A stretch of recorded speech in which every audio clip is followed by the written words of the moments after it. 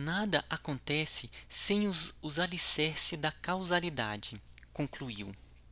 Surpreso, perguntei-lhe como conciliava o conceito da reencarnação com os dogmas esboçados pela sua formação católica.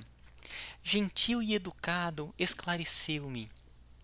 O caro Miranda não ignora que as formulações da verdade partem deste mundo real na direção da terra, e que as religiões as vestem de superstições, de lendas e dogmas, conforme os níveis de consciência das criaturas que lhes aderem, velando umas e liberando outras. Nada obstante, quando retornamos ao país da imortalidade, desaparecem as fórmulas, dando lugar ao surgimento da essência que logo assimilamos por afinidade e pela lógica do bem universal. Ismael, como é interessante, né? Ele está discutindo aqui o mesmo assunto que a gente discutiu ontem, né?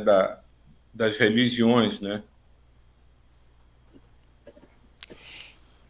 E um ponto interessante é que foi o tema que a gente estava conversando também em outras vezes, é que no mundo espiritual, quando se trabalha para o bem, está tudo junto, né? Então, as pessoas têm consciência de que existem culturas que revestem os conceitos espirituais de formas diferentes, mas que está tudo ligado numa unidade. Então, eles trabalham juntos, mesmo sabendo as diversidades culturais que tem ali no plano da Terra, que cada vez mais vai ser dirimida, mas quanto mais alto, mais unificado todo o processo no bem.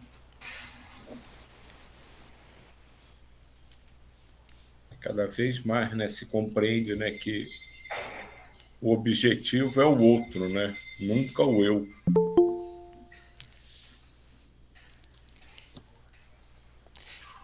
Então vou continuar. É uma pergunta, gente. Quando a gente fala do bem, né, e do mal, eu fico pensando sobre o mal, né? O mal é, em sua essência, imutável. Não. Senão, nós mesmos não estaríamos aqui. Porque com certeza já fomos muito maus. E, e um outro ponto de se ver o mal é o seguinte: pensando de um ponto de vista espiritual evolutivo, né, então o bem seria essas novas formas de organização mais evolutivas que estamos caminhando. O que ficou para o passado, para nós, para a pessoa, é como se fosse o mal, mas assim, entre aspas, né?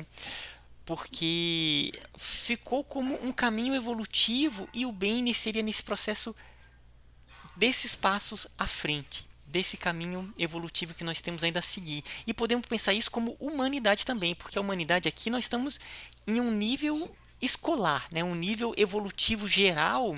Então o bem é todo esse caminhar que estamos seguindo evolutivos. Então, e o mal seria o quê? Seria essa palavra meio forte, né? Mas é no sentido de aquelas coisas que nos levam a organizações que já foram ultrapassadas pelo nosso nível evolutivo, como humanidade, como indivíduo, como grupo, como família, né, como país. Então a gente pode pensar algo dessa maneira, sabe? O bem como sendo essa trajetória que nos leva no caminho evolutivo para novas formas de organizações mais em sintonia com as leis divinas, com é mais ou menos essa a ideia.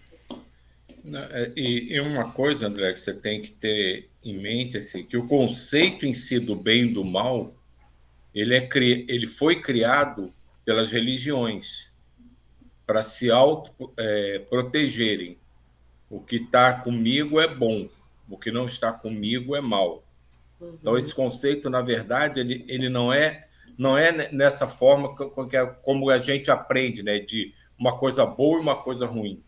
Você pode encarar tudo isso como assim falta de conhecimento, eu não digo nem ignorância, falta de conhecimento e conhecimento. Qualquer coisa, quanto mais você conhece, mais você compreende. E menos dúvidas você tem sobre aquilo, e com mais facilidade você absorve. Então, esse conceito de bem e mal pode ser conduzido simplesmente assim: quantidade de conhecimento que você tem. Quando é pouco, você não acerta muito. Quando você tem mais conhecimento, você acerta mais. Uhum. Mas mesmo assim, tem gente que, apesar de todo conhecimento, ainda prefere continuar, digamos, não sendo tão bons, né? Porque aí entra o conhecimento também, Solange, porque o que promove, porque aí você está pensando em conhecimento só em termos de instrução. Não Conhecimento que é. eu falo aqui é global, porque o cara ele pode ter uma instrução altíssima, mas ser extremamente vaidoso, extremamente egoísta, ganancioso, mesquinho. Ele não aprendeu, na verdade, nada sobre esses outros sentimentos. Ele tem instrução, digamos, escolar, mas espiritual não.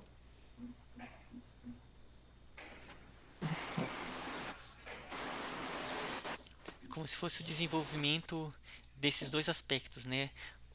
O desenvolvimento do conhecimento espiritual e do conhecimento intelectual, a razão e a emoção, que cada vez mais elas vão se unificar em um caminho evolutivo, né, no sentido do espírito, da realidade espiritual.